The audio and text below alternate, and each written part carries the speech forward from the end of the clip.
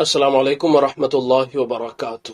آج ہم دیکھنے والے ہیں اس ویڈیو کے اندر یہ جو بندہ ہے، آخر یہ اس نے کعبہ شریف کے سامنے کھڑے ہو کر، بیت اللہ کے سامنے کھڑے ہو کر، مطاف کے اندر کھڑے ہو کر، طواف کے درمیان میں کھڑے ہو کر آخر اس بندے نے کیا کہا، جس کی بنیاد کے اوپر یہ اسلام سے خارج ہو گیا، اسلام سے نکل گیا۔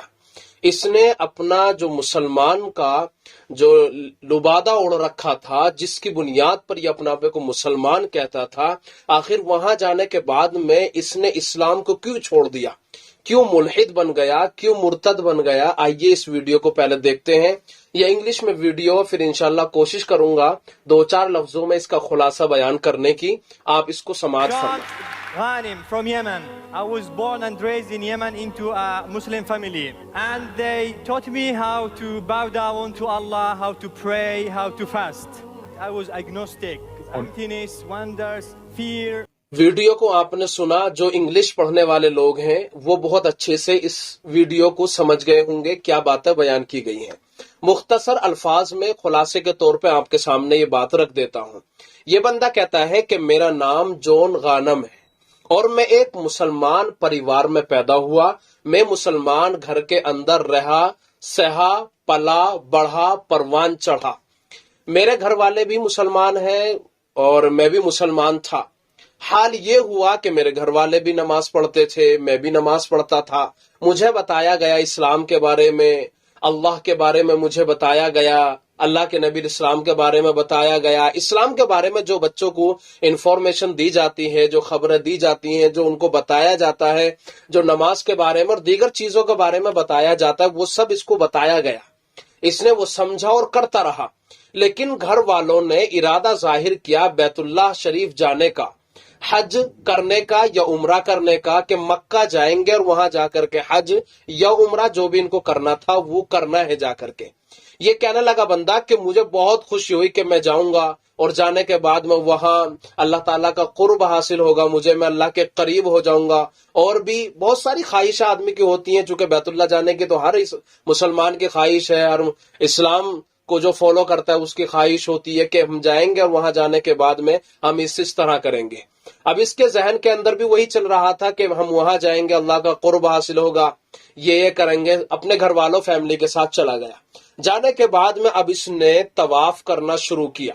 جب یہ طواف کرنے کے دوران میں اس کی نگاہ جب بیت اللہ کے اوپر پڑی، خانہ کعبہ کے اوپر پڑی، تو فوراً اس کے دماغ کے اندر یہ سوال پیدا ہونے لگا، کیا اللہ خالق اور مالک اس گھر کے اندر ہے؟ کیا اس کوٹھرے کے اندر ہے؟ کیا اس بیت اللہ کے اندر ہے جو وہاں پر حجر اسود لگا ہوا ہے؟ اس کے ذہن میں فوراً ایک اور سوال آیا، کیا مسلمان اس حجر اسود کی پوجا کرتا ہے؟ تو اس کے دماغ میں یہ سوالات پیدا ہو گئے کہ جس طرح دیگر مذاہب کے لوگ، دیگر دنیا کے لوگ جیسے اپنے ہاتھوں سے مورتیاں بناتے ہیں، اپنے خدا بنا لیتے ہیں اور پھر انہی کی پوجا پاٹ میں لگ جاتے ہیں، کیا اسی طرح مسلمان بھی کر رہے ہیں کہ بیت اللہ کا طواف کر رہے ہیں، اس کو بوسہ دے رہے ہیں حجر اسود کو، اس کے چاروں طرف گھوم رہے ہیں، اسی کی طرف منہ کر کے نماز پڑھ رہے ہیں؟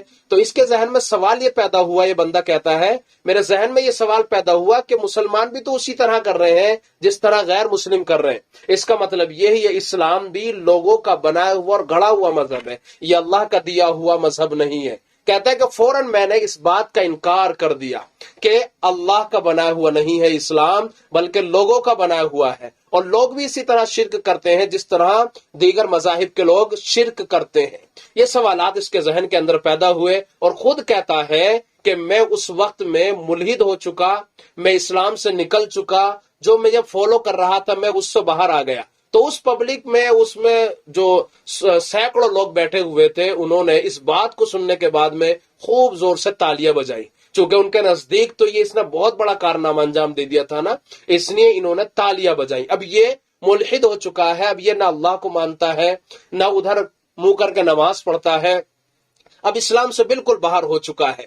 تو یہ اس بندے نے اس ویڈیو کے اندر یہ باتیں بیان کی ہے۔ اب سوال یہ پیدا ہوتا ہے کیا بیت اللہ شریف حجر اسود کو جو ہم بوسہ دیتے ہیں اور بیت اللہ کی طرف جو منہ کر کے نماز پڑھتے ہیں، کیا مسلمان واقعی ان کی پوجا کرتا ہے؟ تو ہرگز ایسا نہیں ہے، بلکہ اللہ کا حکم ہے اور نبی علیہ الصلوۃ والسلام کا یہ طریقہ رہا ہے حجر اسود کو بوسہ دینے کا، اس لیے ہم ادھر منہ کر کے نماز پڑھتے ہیں اور حجر اسود کو بوسہ دیتے ہیں۔ انشاءاللہ اس کے اوپر ایک ویڈیو اور کلپ ہم انشاءاللہ شیئر کریں گے تاکہ حجر اسود اور بیت اللہ کی طرف مسلمان منہ کر کے نماز کیوں پڑھتے ہیں، کیا مسلمان ادھر اس لیے منہ کرتے ہیں کہ وہ عبادت کرتے ہیں، پوجا کرتے ہیں حجر اسود کی، بیت اللہ کی، انشاءاللہ اس سلسلے میں تفصیل سے بتایا جائے گا۔